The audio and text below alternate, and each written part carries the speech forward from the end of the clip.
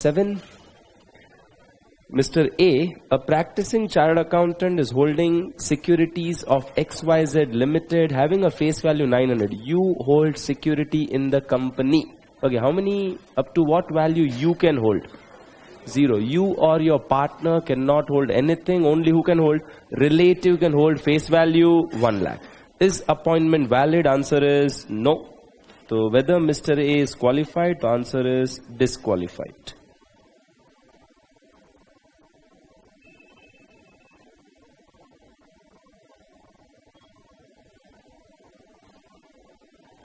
Limit of face value rupees 1 lakh is only for what? Relative.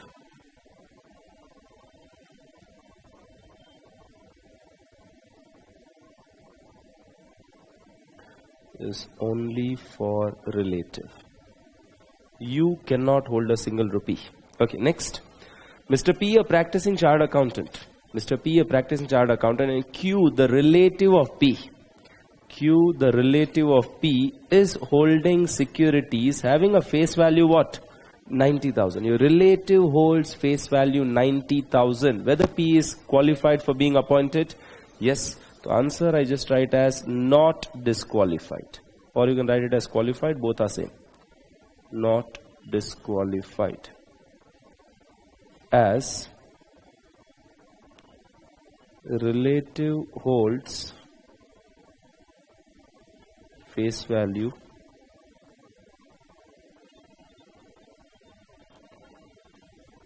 not exceeding is less than equal to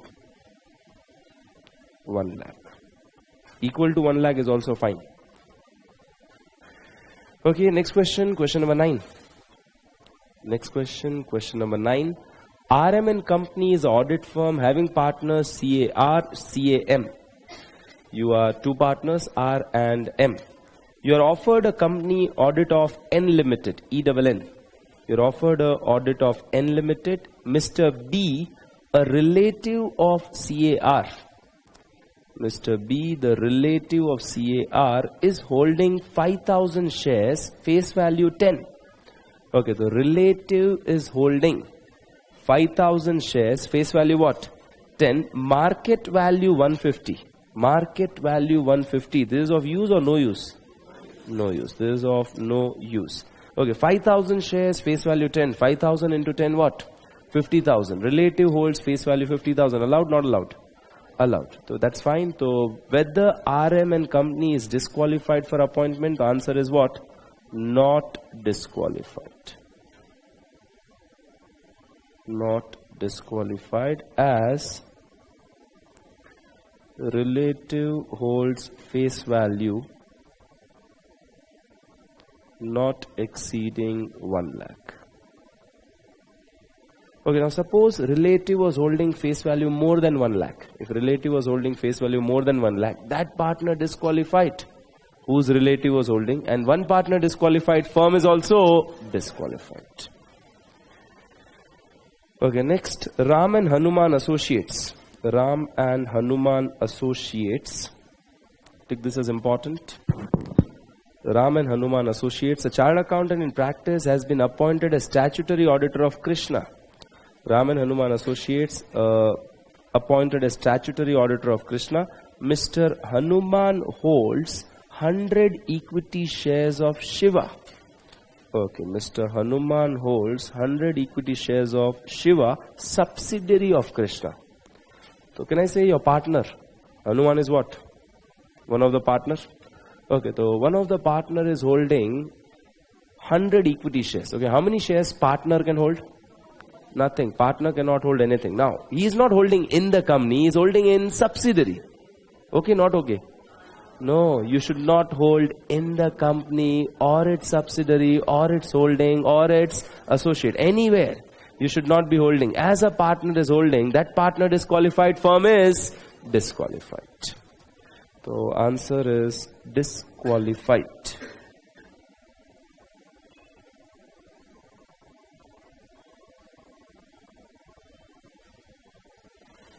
Disqualified, as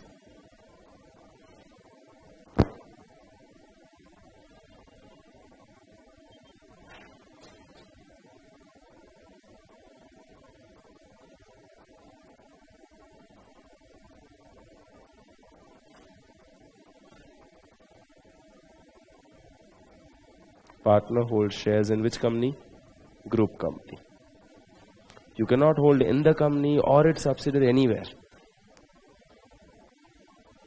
Okay, 11th one is important. This was a question asked in this May 19 exam, old syllabus. It was not in new syllabus, it was in old syllabus CA final. Okay, why a practicing CA? Why a practicing CA has been appointed as auditor of Z Limited on 12th June 18. Okay, you are appointed as auditor of Z Limited on which date? 12th June 18. For the year ended on 31st March 19, the following persons have done transaction in the securities of Z Limited. You are appointed as auditor of Z. Following people have done transaction. Daughter of Y. Okay, daughter of Y. She has purchased securities on 10th September 18. Can I say after your appointment? After your appointment, she bought face value what? Okay, so she bought a face value of 45,000. Okay, husband of daughter of Y. Okay, husband's daughter. Sorry, daughter's husband. Daughter's husband. Is he covered under the word relative? Yes. Son, son's wife, daughter, daughter's husband. Okay, he purchased security, face value what? 90,000, 10th December. And all the above securities were sold on what date? 10th March. All the above securities were sold on 10th March. For what rate? It doesn't matter. They are sold on 10th March. Okay, now just pay attention. Daughter bought on 10th September. 10th September face value is 45. But husband of daughter bought on 10th December. 10th December face value what? 90. 45 daughter is having. Husband of daughter is having 90. Total face value became 135. Total face value became 135. Now 10th December it exceeded 1 lakh. When did it exceed 1 lakh? 10 December. See, earlier daughter bought, it was only 45. It was not exceeding 1 lakh. When it exceeded 1 lakh? 10th December it exceeded 1 lakh. Now 10 December when it exceeds 1 lakh, corrective action needs to be taken within 60 days. Yada relative holding exceeds 1 lakh, corrective action can be taken within 60 days. So okay, 10 December say 60 days, I make it simple 2 months. So it is 10th January, 10th February. Corrective action needs to be taken till 10th February. But when are they sold? 10th March. Was the corrective action taken within 60 days? No. Corrective action was not taken within 60 days. You become disqualified. Okay. Discuss the implications of above on appointment of Mr. Y. So Mr. Y becomes what? Disqualified. But from which date? After 60 days from 10th December.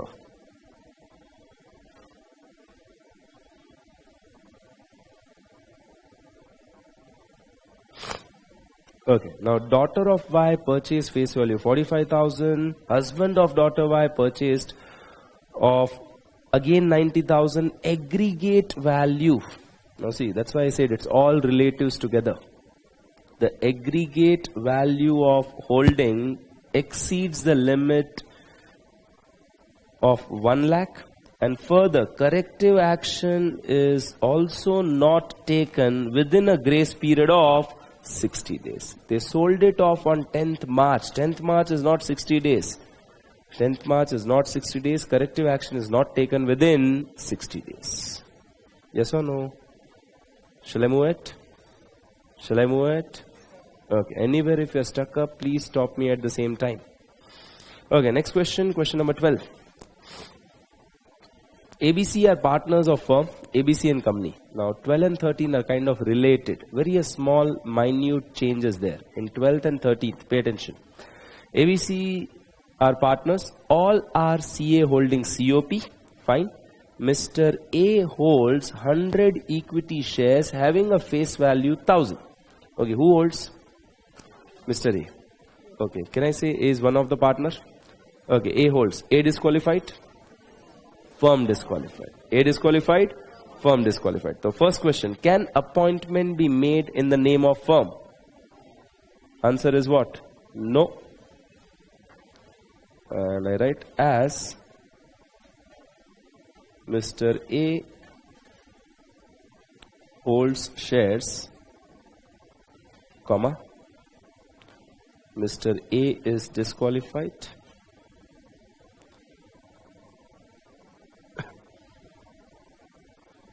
Mr. A is disqualified, and so the firm is also disqualified.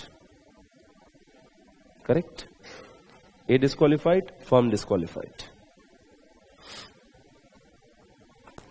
A disqualified, firm disqualified. Now, second question, can appointment be made in personal name of B and C? Can appointment be made in personal name of B and C? A disqualified, firm disqualified. Other partners in their individual capacity may be, may not be. Depends on provision. Depends on provision. Now, someone said, sir, wo partner was disqualified. Na, partner kiska? Partner of officer or employee was disqualified. Who is officer or employee? No one. Is A officer or employee? No, A holds shares. So this is not a case of partner of officer or employee. Don't try to correlate that B and C point. Here the question is on D point. Tell me whether B and C individually can be appointed. Okay, now if you see clause number D, you, your relative or your partner should not hold any security in the company or group. Okay, you, your relative or your partner. Okay, for B and C, who is the partner? For B and C, who is the partner? A. B and C should not hold, their relative should not hold their partner. Who is the partner of B and C? A. A is holding. So B and C are disqualified. B and C are disqualified. You should not hold, your relative should not hold, your partner should not hold. B and C ka partner is A, partner is holding, so you are disqualified. So can appointment be made in personal name of B and C? Answer is no. As partner of Mr. B and Mr. C, that is Mr. A holds shares. Partner of B and C, that is Mr. A, hold share. You should not hold, your relative should not hold, your partner should not hold. If your partner is holding, you are disqualified. Okay, third question. Mr. B is a partner in BDF. Mr. B is a partner in BDF. Can BDF be appointed as auditor? Okay, B is disqualified. Who is disqualified? B. Why B is disqualified? B ka partner A. So B disqualified, firm disqualified. So BDF is disqualified. The answer is no. As Mr. B's partner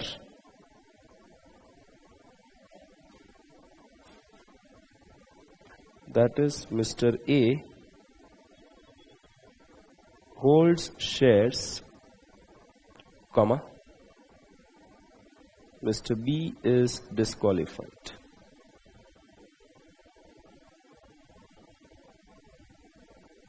And so the firm BDF and Company is also disqualified. B disqualified, the firm where B is a partner, that is also disqualified. One partner disqualified, firm is disqualified. First question was whether ABC and Company can be appointed. A only holds, A disqualified, firm disqualified. Now, whether B and C can be appointed, provision says you should not hold, your relative should not hold, your partner should not hold. Who is the partner of B and C? A.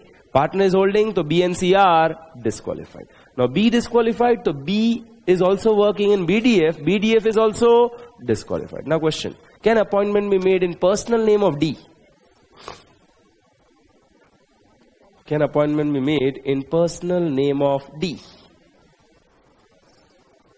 Can appointment be made in personal name of D?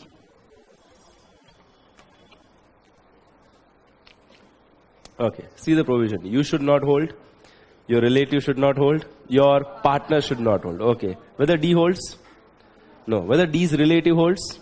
Okay, whether D's partner, who is partner of D? B and F.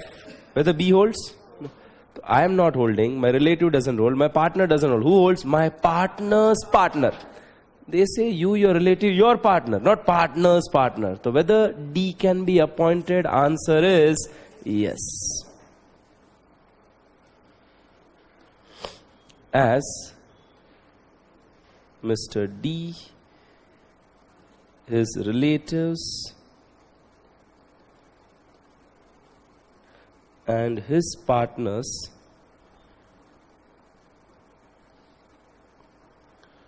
does not hold any security. I write in bracket, who holds? Partner's partner holds.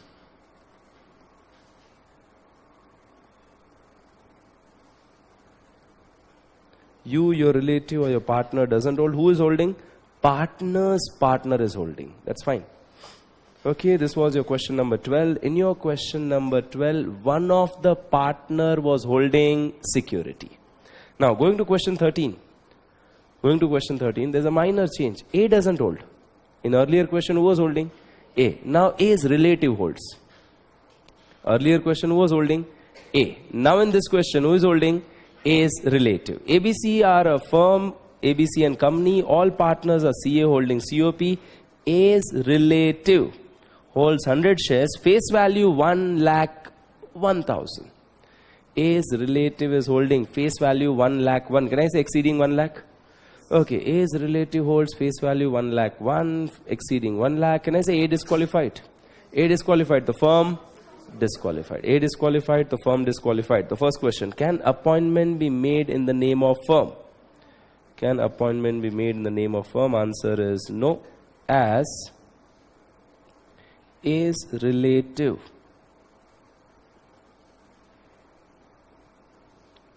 holds security exceeding rupees 1,00,000, comma, Mr. A is disqualified, and so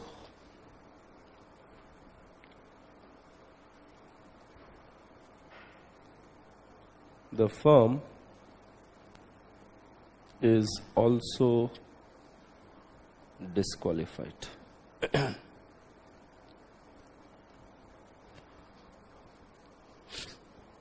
And so the firm is also disqualified. Okay, second question. Can appointment be made in personal name of B and C? Can appointment be made in personal name of B and C? I told you one partner disqualified, firm disqualified, other partners in individual capacity may be, may not be, depending on provision. Can appointment be made in personal name of B and C? Okay, B and C should not hold, their relative should not hold, their partner should not hold. Okay, whether B and C hold share? No. Whether B and C ka partner hold share? No. A doesn't hold, no. And whether B and C ka relative? No, their relative doesn't hold. Who holds? Partner's relative. You should not hold, your relative should not hold, your partner should not hold. Your partner's relative holds, that is fine. So whether appointment can be done in the personal name of B and C, answer is yes, as Mr. B and C, their relatives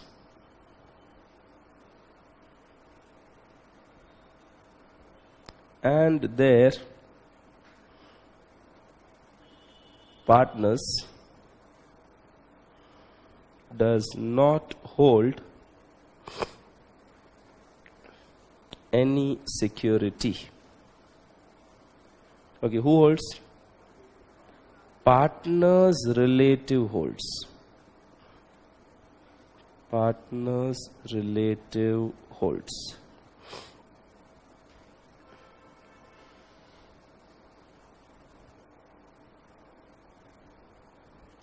You don't hold, your relative doesn't hold, your partner doesn't hold, your partner's relative hold, that's fine. Next question, can B is also a partner in BDF. Can we appoint BDF? Yeah, B is not disqualified. The firm is also not disqualified. The answer will be yes. Okay, this was illustration number 13. Shall I move it? Shall I move it? Next. Yes, please. Again, please.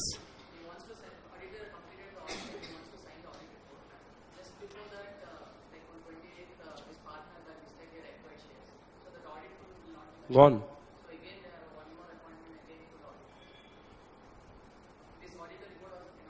No. You can't give the report only. You are immediately disqualified. Your partner. So, see, everybody knows this thing. It's not like the partner will never be buying the shares. Relative by mistake also. Now see, they've considered a very closed family members. They're not considered your uncle, aunts or grandparents or grandchildren. It's kind of very close. Father, mother, brother, sister. So at least you'll be talking with them once in 60 days. That is what they assume. So they've given relative acquires, immediately you are not disqualified. Then you become disqualified after 60 days. And that's a very close relative. So that is kind of understandable. And again, you might have talked with your kind of this first family that wherever I am auditor, you are all not allowed to buy any securities over there. So once you would have definitely told them. After the audit report is given, then you acquire any basically securities, then it's fine. So that report is valid. But now see, appointment is not done for actually one year. The appointment is done for 5. So that report is valid, but remaining, now you are gone. Shall I move it? Okay. Next, question number 14. Question number 14. Mr. B, a partner of Mr. A. Mr. B, a partner of Mr. A, held shares face value rupees 1 lakh in DEF. Okay, face value 1 lakh, not exceeding 1 lakh. Partner cannot hold a single rupee. But he sold off within 45 days. Not allowed. 60 days is only for relative. The answer is disqualified.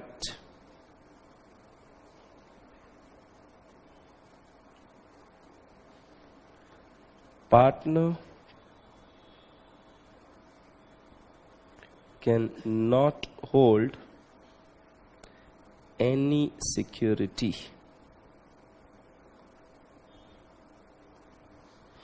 And I just write one more thing. 60 days for corrective action.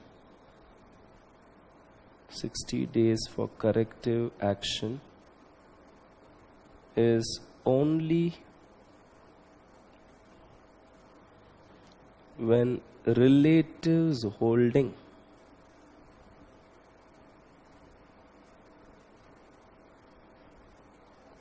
exceeds face value rupees 1 lakh. It's only when relatives holding exceeds face value 1 lakh. It's only for relatives, not for partners. Mark, this question is important. This was a good one. Okay, 15th question. So I tell you, till now 14 questions we have done, but hardly 2-3 were kind of good and important, which you might feel, okay, I need to revise again. Other questions are kind of not to be revised again. Easily you can answer it. So make sure you mark the questions which you want to read again and again. Now, would auditor be considered as indebted? Question is, would you be considered as what? Indebted. Question is not, would you be disqualified? Okay, indebtedness is allowed up to how much? 5 lakh. Up to 5 lakh indebtedness is allowed, you are not disqualified. But question is not on disqualification. Question is, would you be considered indebted? What do you mean by word indebted? Liable to pay. It's a liability. Your indebtedness is nothing but your liability. Okay, if he's given a normal credit period for goods, he's given a normal credit period for goods in which he is an auditor. Now, just tell me one thing. Imagine I'm an auditor of Vodafone Idea Limited. There's a company named as Vodafone Idea Limited, and I have a postpaid connection of Vodafone Idea Limited. I have a postpaid connection of Vodafone Idea Limited, and postpaid customers pay on monthly basis. So March month bill I'll pay in April. Now that facility they give to me, they give to everyone. So can I say it's a normal credit period given to everyone, including me?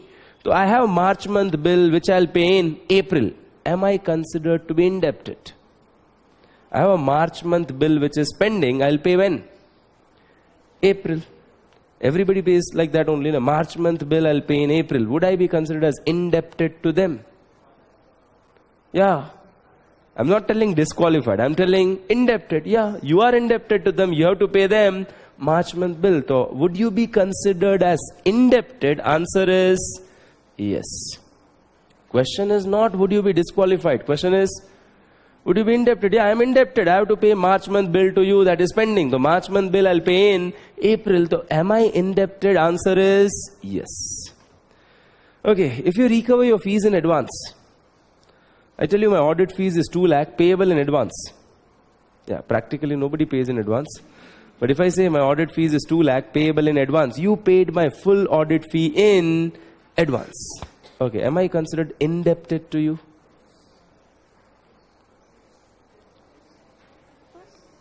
If you recover anything in advance, are you indebted? Okay, what is the journal entry when you receive fees in advance? Bank account debit 2. Bank account debit 2. Income received in advance. Okay, where do you show income received in advance? Under sales? No, liability. If you show it as liability, you are indebted. What is indebted? You are having a liability. Liability to pay cash or liability to provide service.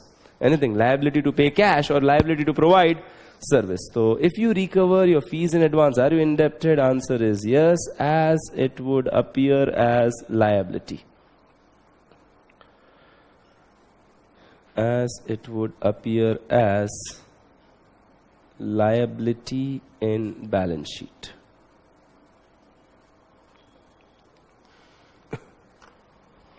Next, if you recover traveling and other expense in advance. Now, if you recover fees in advance, it's bank account debit to income received in advance, it's your liability.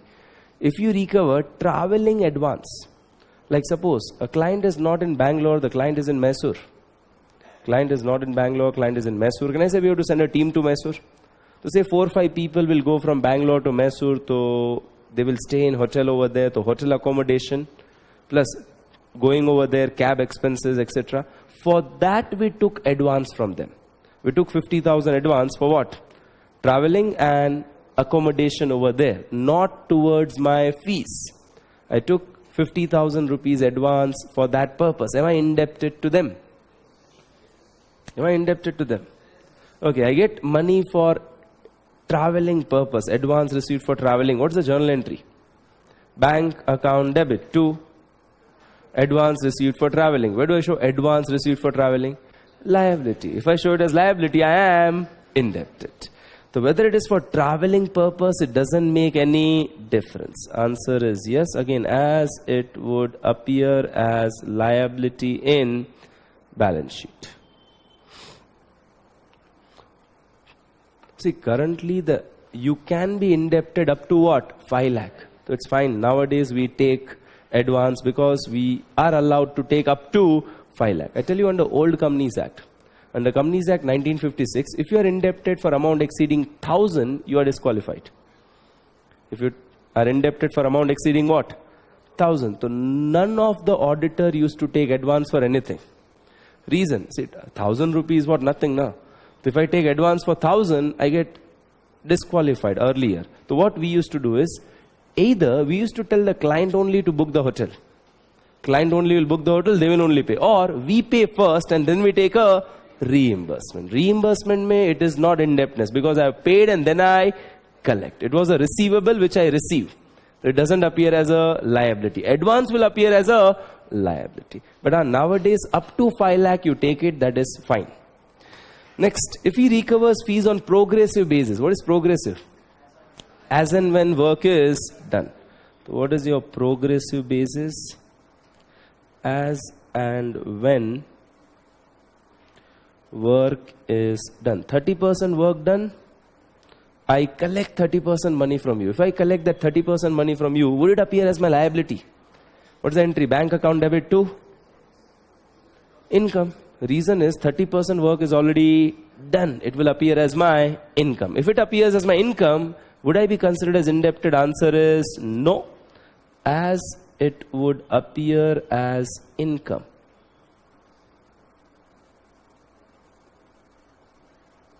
Not liability. Okay, the question was, would you be considered indebted? Should I move it? Make sure you're constantly writing. If you write, you also will not feel bored. Okay, question number 16. B owes 5 lakh 1 to C. Okay, you owe how much rupee? 5 lakh 1. Can I say exceeding 5 lakh? Is the appointment valid? Yes, no? You owe 5 lakh 1 rupee to some company and you are appointed as auditor over there. Is your appointment valid? Yes, no?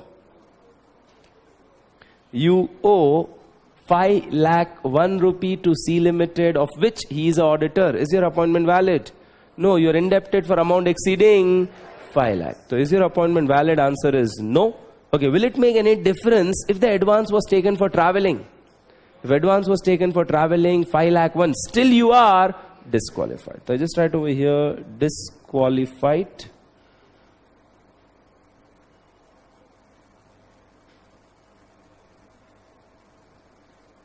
as indebtedness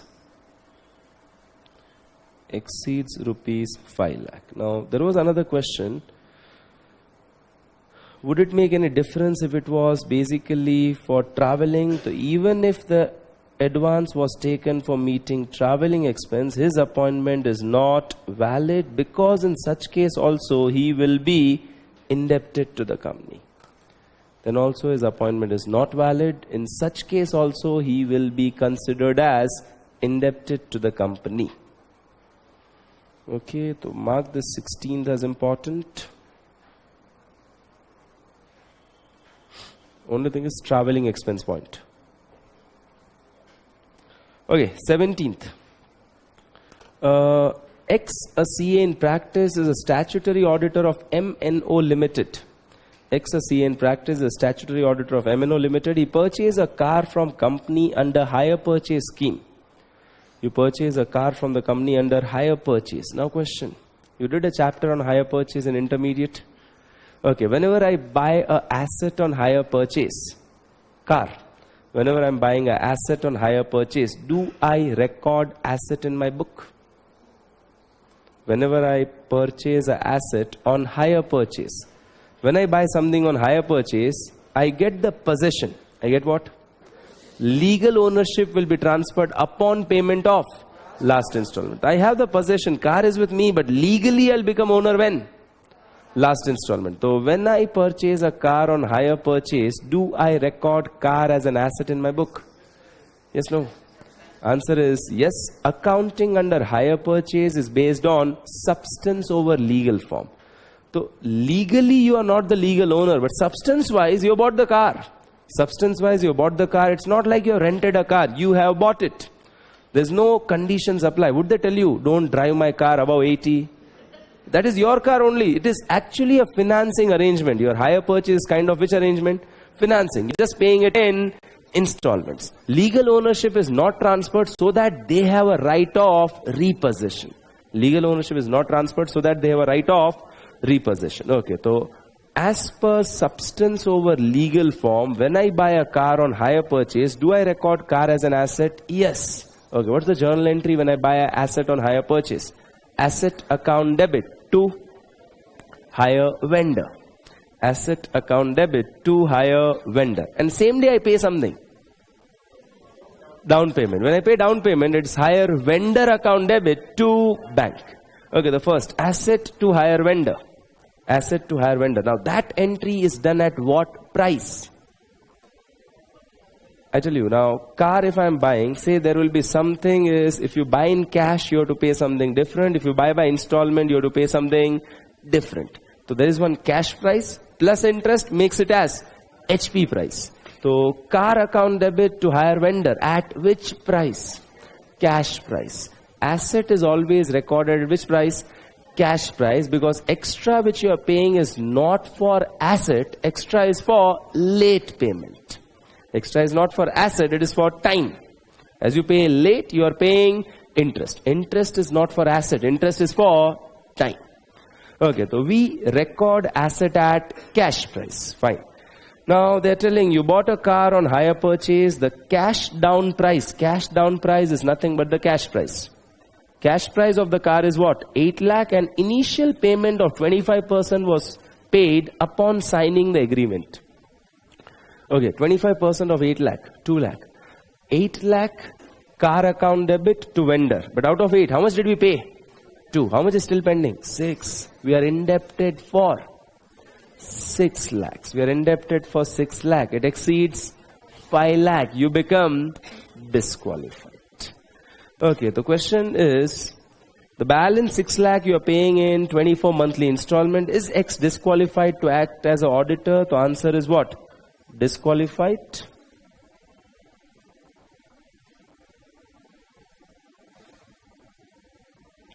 As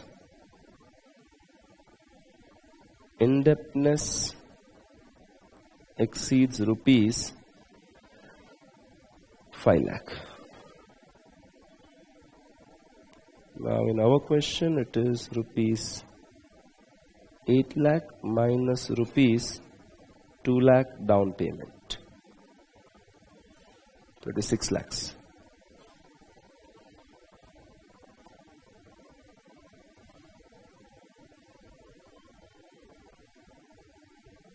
Fine, this was 17th, 18th.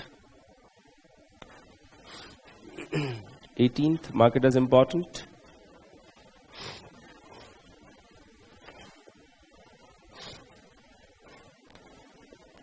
Market is important. Mr. A was appointed as auditor to audit the accounts for 5 years. And now when you are appointed, in the AGM held on 16/8/07, you're appointed on 16/8/07. Now when they appoint you, at the time of appointment, you should not be disqualified. At the time of appointment. See, before that I was disqualified, that's fine. Before I had a share, but I know now they will appoint me. So what did I do? I sold the share. On the date of appointment, you should not be disqualified, and later, throughout the period of appointment, you should not be. On the date of appointment, throughout the period of appointment, you should not be disqualified. Okay, now, Mr. A had an indebtedness of 6 lakh. Mr. A had an indebtedness of what? 6 lakh. On which date? 147. When did they appoint you? 16/8/7. Don't see the period which you are auditing. You will audit from 14 to 147 to 31st March 12. That is not to be seen. Period of audit is different. Period of appointment is different. You are appointed at AGM. You are appointed when? AGM. AGM happens in June, July, August. So you are appointed in August. Doesn't mean you start audit from August. You will start audit from April only. Appointment is always done at AGM. We'll come to this point again under your section 139 tomorrow. As of now, you are appointed on 16/8. Before 16/8, you were indebted for what? 6 lakhs. Upon learning he might be appointed as auditor, he repaid the amount. On 14/8. Okay, when you are appointed? 16/8. On which date you repay? 14/8. On the date of appointment, are you disqualified? No. So is the appointment valid? Answer is yes, or I just write down as not disqualified. The relevant date, now see clearly written, the relevant date for reckoning the disqualification is the date of appointment. Before you are appointed, you are disqualified, but at the time of appointment, you are made good. Like you were indebted, you paid it back. So on the date of appointment, you are not disqualified. You should not be disqualified on the date of appointment and throughout the period of appointment. Period of audit is different. Period of appointment is different. Appointment happens at AGM, July, August. But you are not starting audit from July, August. You will start audit from that April itself. Next, company has given a guarantee. Company has given a guarantee on behalf of Mr. A to bank. It's company given guarantee on behalf of Mr. A to bank. So it's actually a bank has given a loan. Bank has given a loan to CA Mr. A. Bank has given a loan to CA Mr. A. There's a company which has given guarantee to bank on your behalf. Okay, now bank has given a loan to CA Mr. A. Company gave a guarantee to bank on your behalf. First question, are you indebted to the company? CA Mr. A, are you indebted to the company? Okay, you are indebted to bank. So you are not indebted to the company. So are you indebted to the company? No. So that indebtedness wala clause doesn't come. You are indebted to bank. Okay, have you given guarantee to the company for the debt of third person? Have you given guarantee to the company? No. Company gave guarantee on my behalf to someone else. See, what was disqualified? If you are indebted to the company or group, you are not indebted to the company or group. That is gone. You have not given a guarantee to the company or group. Company is giving guarantee on your behalf to someone. Actually, this does not fall under any disqualification. This does not fall under any disqualification. Are you disqualified? No. But now there's a guidance note on independence of auditor. There's what? Guidance note on independence of auditor issued by ICAI. Now guidance notes are only for your guidance. If you see, there was chapter number 1, auditing standards, statements and guidance note. Guidance note on independence of auditor is there. Now guidance note on independence of auditor says, many time as per the law you are not disqualified. Many time as per the law you are not disqualified. But if you feel your independence is getting affected, you should not accept such audit. Now, if my independence is getting affected, I should not accept such audit, even though I am not disqualified as per law. Now tell me one thing. Company gave a guarantee on your behalf to bank. Company gave a guarantee on your behalf to bank. Has company done some favors on you? Yeah, if company has done some favors on you, they may also ask for some favors in future. They might say some small frauds allow.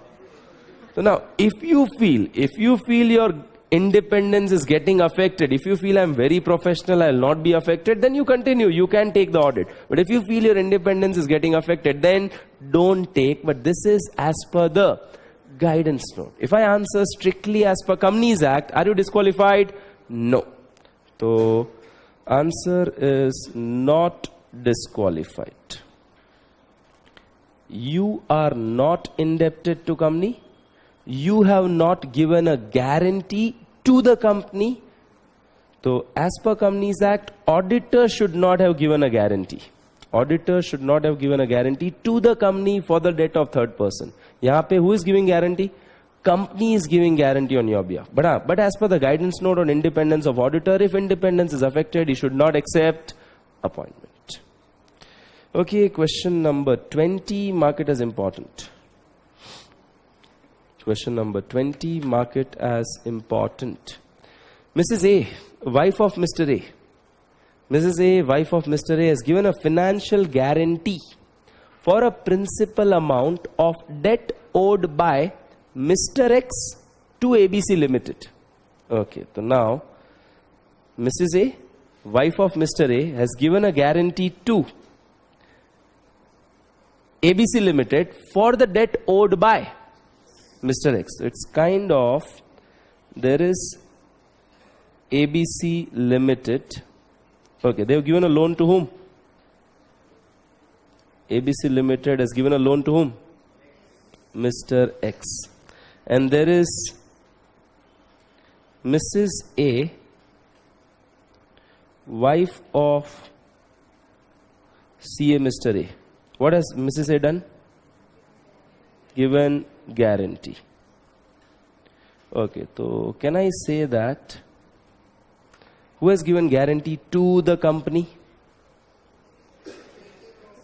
Your relative. You, your relative or your partner should not have given a guarantee to the company for the debt of third person. Okay, so Mrs. A is wife of CA Mr. A. Now your wife means your relative has given a guarantee to the company for amount of rupees 6 lakhs. Is it exceeding 1 lakh? Yeah, but, pay attention.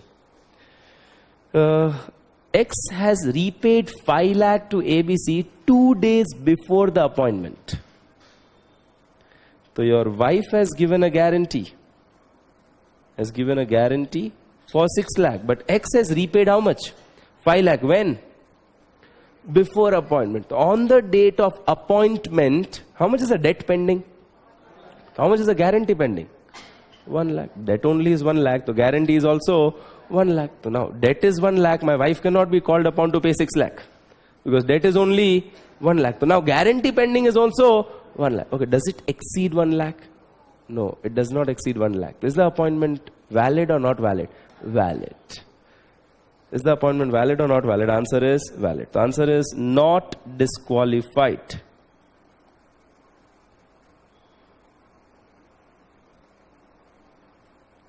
As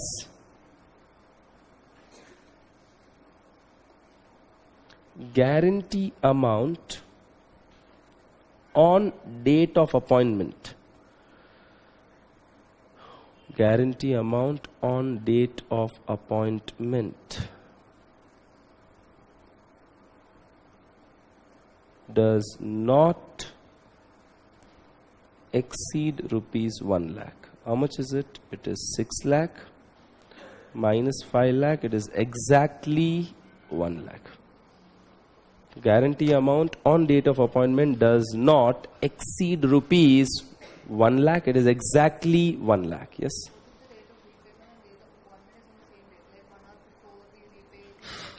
Okay, now what she is asking is, imagine morning may the debt was repaid, evening may they appoint you.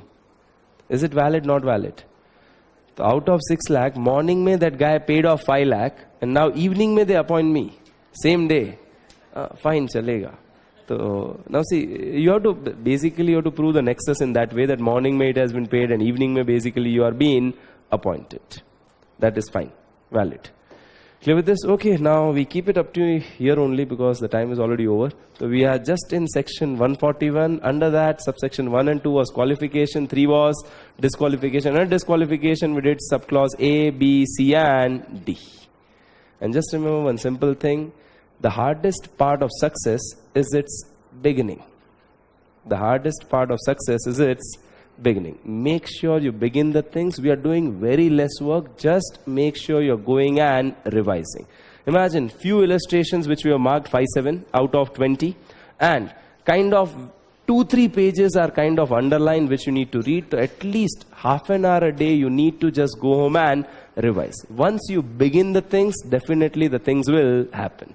Okay, see you all tomorrow. Bye-bye. Take care. And just one more thing. Actually, I tell you, I teach this subject also. I teach FR also. You all know it. Frankly, if someone asks me, there is more coaching required in auditing rather than FR. Auditing is more technical. And seriously, I feel that as a student, we try to take it much lightly.